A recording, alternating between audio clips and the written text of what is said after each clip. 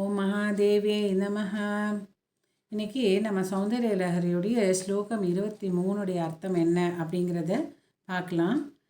இது ஆச்சாரியாருடைய கற்பனையை பாருங்க.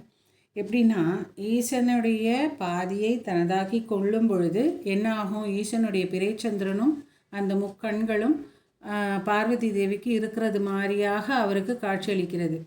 அப்போது இவருக்கு அப்படி ஒரு சந்தேகமே வந்துடுறது. ஏன்னா அம்பாளை பார்க்கும்போது சிவனை பார்க்குற மாதிரி இருக்கே, அப்போ அம்பாளுடைய நிறம் போய் சிவனோடு சேர்ந்து சிவசக்தி ஸ்வரூபமாக முழுமையாக செந்நிறமாக காட்சியளிக்கிறது. அப்போது இது சிவனும் சக்தியும் தானாங்கிற ஒரு சந்தேகமே அவருக்கு வந்துடுறது. ஸோ அப்படி அம்பாளை இந்த ஸ்லோகத்தில் அவர் வர்ணித்து தரிசிக்கிறார். இப்போ நீங்கள் ஒவ்வொரு லைனையும் நீங்கள் பார்த்தீங்கன்னா இதனுடைய அர்த்தம் என்ன அப்படிங்கிறது புரியும். முதல்ல என்ன வருது? துவயா ஹிருத்வா வாமம் அப்படிங்கிறது வருது.